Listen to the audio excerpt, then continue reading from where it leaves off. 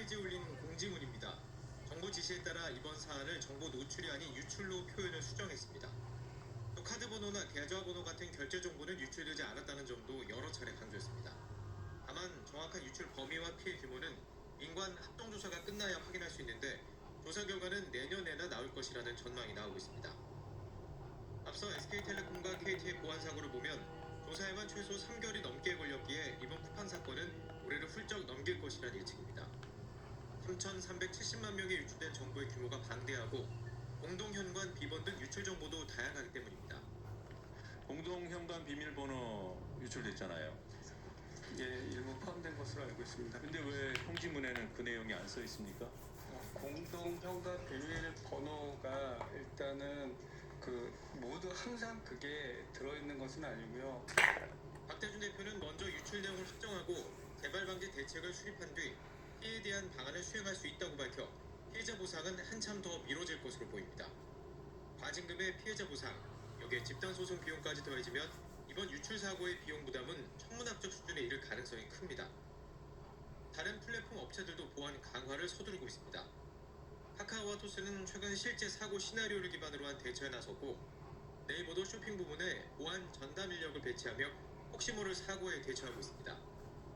보안 비용은 이제 단순한 리스크 관리 차원을 넘어 기업의 생존을 좌우하는 핵심 비용으로 인식이 바뀌고 있습니다. 쿠팡 사건이 보안의 직접 비용이 커진다는 걸 제대로 보여주고 있습니다. 경영자 입장에서 보안 투자 몇십억 아끼려다 수천억 리스크를 떠안는 구조라는 게 명확해진 사건입니다.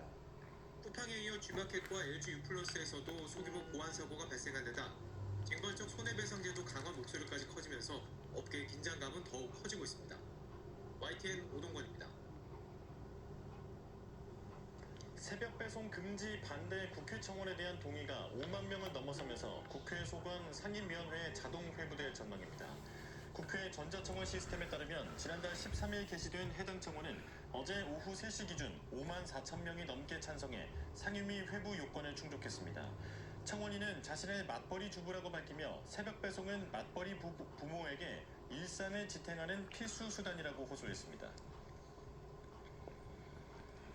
1,470원대 고환율이 이어지면서 장바구니 물가도 들썩이고 있습니다. 수입 식품까지 오르면서 먹거리 가격이 급등했고 기름값 역시 고공행진하고 있습니다. 손효정 기자입니다. 서울 시내의 한 대형마트. 장을 보러 나왔지만 그새 또 오른 가격을 보니 선뜻 물건에 손이 가지 않습니다.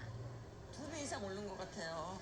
그래갖고 살 거를 이렇게 다 적어가지고 나왔어요. 그냥 막 예전 같으면은 막 이렇게 눈에 보이는 거 샀는데 지금 이제 필요한 것만 사가려고. 지난달 식품 물가 상승률은 27%. 같은 기간 전체 소비자 물가보다 10%포인트 가까이 높습니다. 밥상에 자주 오르는 과일과 생선, 고기 가격 모두 크게 뛰었습니다. 귤은 2배 이상, 사과는 60% 올랐고 상추와 시금치 같은 채소는 40% 이상, 수산물도 30% 안팎 비싸졌습니다.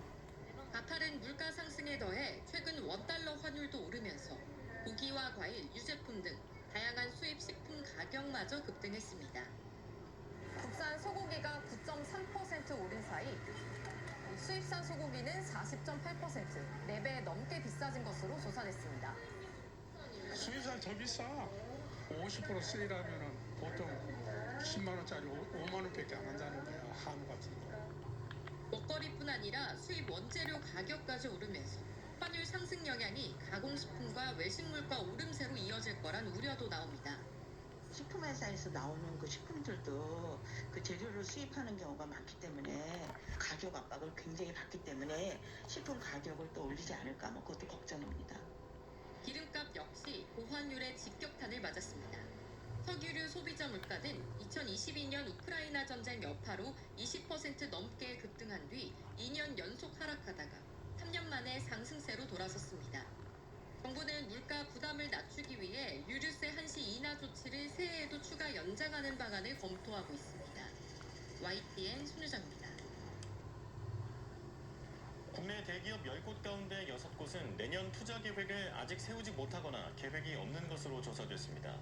한국경제인협회가 지난달 19일에서 24일 모노리서치에 의뢰해 국내 매출액 상위 500대 기업을 조사한 결과 응답 기업 110곳 가운데 43.6%는 내년 투자 계획을 아직 수립하지 못했다고 답했습니다. 투자 계획이 없다는 응답은 15.5%였습니다. 투자 계획이 정해지지 않은 기업은 그 이유로 조직 개편, 인사 이동, 대내외 리스크 영향 파악 우선, 내년 국내외 경제 전망 불투명 등을 차례로 꼽았습니다. 일본이 중국 전투기가 자국 전투기의 레이더를 조사, 그러니까 겨냥해서 비췄다며 중국 측에 강하게 항의했습니다. 중국은 일본이 오히려 자국의 정상적 훈련을 방해하며 소란을 일으켰다고 반박하면서 양국 간 군사적 긴장이 한층 고조되고 있습니다. 도쿄에서 김세호 특파원의 보도입니다. 일본 방위성은 오키나와 남동쪽 공해 해상에서 중국군의 제15기가 두 차례에 걸쳐 일본 항공자위대의 F-15기를 겨냥해 레이더를 비췄다고 밝혔습니다. 제15기는 중국 항모 랴오닝항에서 이륙해 비행 중이었고 F-15 전투기는 영공 침범을 막기 위해 긴급 출격했습니다. 일본 정부는 대단히 위험한 행위라며 중국 측에 강하게 항의하고 재발 방지를 촉구했습니다. 航空機の安全な飛行に必要な範囲を超える危険な行為であります。このような事案が発生したことは極めて遺憾であり、中国側には強く抗議し、再発防止を厳重に申し入れました。 방위성이 일본 전투기를 상대로 한 중국 전투기의 레이더 조사 행위를 직접 발표한 건 이번이 처음입니다. 이에 대해 중국군은 일본 자위대 전투기가 수차례 훈련 해역에 접근해 방해를 했고 중국의 정상적 훈련에 심각한 영향을 미쳤다며 일본 측 발표는 사실과 다르다고 반박했습니다. 중국 함재기가 일본 전투기에 비친 레이더가 사격 통제용인지는 아직 확인되지 않았습니다. 고이즈미 방위상은 리처드 마스 호주 국방장관과 만난 자리에서도 중국을 비판했고 말스 장관 역시 우려를 나타내며 협력하겠다고 밝혔습니다. And we will continue to stand with Japan in working with Japan to assert the rules-based order in this region, and we will do it resolutely. 다카이치 총리의 타이완 유사시 개시사 발언 이후 중국은 최근 해상 무력 시위를 이어가고 있고 일본도 맞대응 훈련에 나서고 있습니다. 중일 갈등이 격화하는 가운데 급기야 중일 전투기가 일촉즉발 상황까지 가면서 양측 간 군사적 긴장도 더욱 고조되고 있습니다. 도쿄에서 YTN 김세호입니다.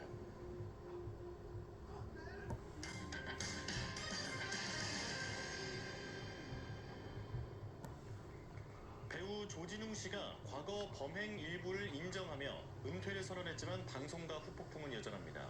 무엇보다 내년 방영 예정이던 인기 드라마 시리즈는 이미 조 씨가 주연으로 촬영까지 마쳤는데 방송사는 편성 문제를 논의할 예정입니다. 송재인 기자의 보도입니다. 지난 2021년 국민특사 자격으로 홍범도 장군의 유해 봉환 과정에 참여했던 배우 조진웅 씨.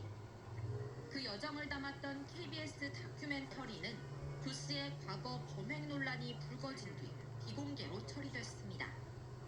조 씨의 은퇴 선언 몇 시간 전 SBS도 첫 회가 공개된 4부작 교양 프로그램의 해설가를 조 씨에서 다른 사람으로 교체해 새로 녹음했다고 밝혔습니다.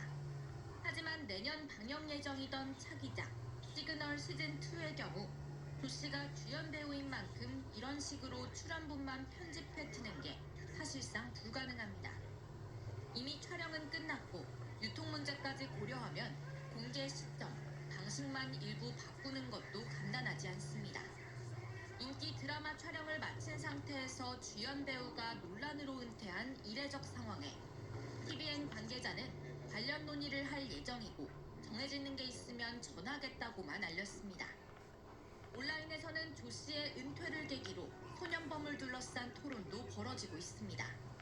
이런 식의 언론 폭로로 소년범 출신이 배제되는 게 맞느냐는 주장과 피해자를 생각하면 애초 연예인이라는 직업은 적절하지 않았다는 의견이 맞서고 있습니다. 대중의 사랑과 신뢰 속에는 그 사람이 살아온 행적들이 올바르고 남한테 피해를 입히지 않았다라는 정당함에 또 더 좋아하고 믿고 따르는 부분들이 있거든요. 국민적 인지도가 높은 배우였던 만큼 조 씨의 연예계 은퇴 선언에도 파장은 이어지고 있습니다. YTN 송재인입니다. 방송가가 뒤숭숭한 연말을 보내고 있습니다. 배우 조진웅과 방송인 박나래를 둘러싼 논란이 지속하고 있는데요. 어떤 법적인 쟁점들이 있는지 서정빈 변호사와 짚어보겠습니다. 어서 오십시오. 안녕하십니까. 네. 자, 조금 전에 리포트로 본 것처럼 지금 배우 조진웅 씨가 소년범 출신 의혹 일부를 인정하면서 배우 은퇴 선언을 했습니다.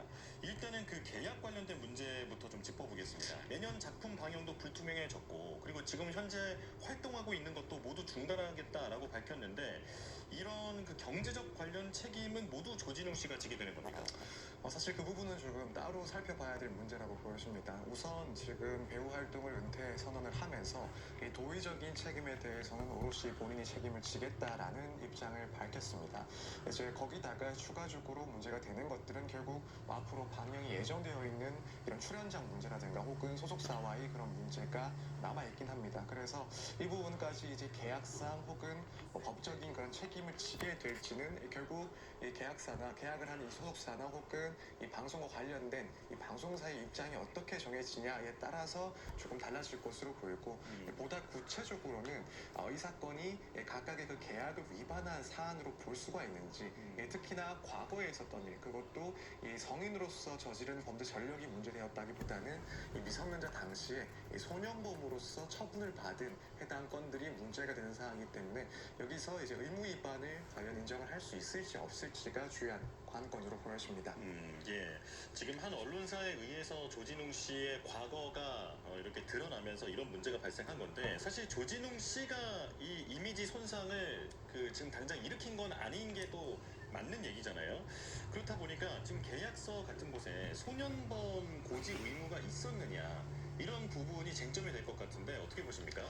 통상 이제 예를 들어 전속 계약서 같은 경우에는 품위 유지 의무 조항은 두고 있습니다. 여기에 따라서 혹여 책임을 물을 가능성도 없지는 않는 것 같은데 이제 더욱 중요한 것은 실제로 이제 과거에 현재 밝혀졌을 때 문제될 수 있는 그런 전력이 있는지 이런 부분까지도 고지해야 할 의무를 명시적으로 계약서에 작성을 했다라고 한다면 지금 사항은 아무래도 의무 위반이라고 볼 가능성이 매우 높아 보입니다. 이제 문제는 이런 구체적인 조항이 없을 때 과연 의무 위반으로 볼 수 있는지 여부가 될 겁니다.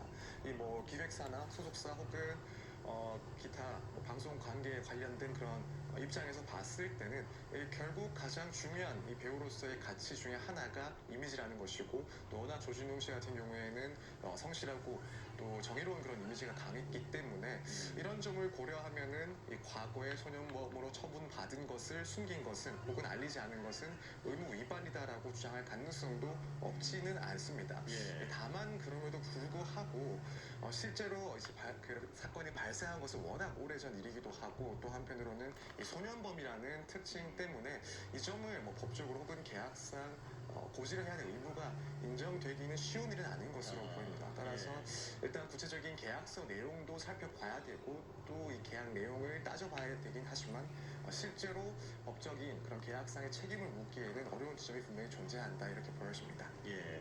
그러니까 새로운 어떤 문제를 일으킨 건 아니지만 정의로운 캐릭터를 연기하다가 또 과거에 이제 범죄 사실이 드러났기 때문에 이미지 손실이 일어난 것 이렇게 좀 정리를 할 수 있을 텐데 일단 과거에 소년 보호 처분을 받았다는 것 이것은 형사처벌이라고 부르는 겁니까?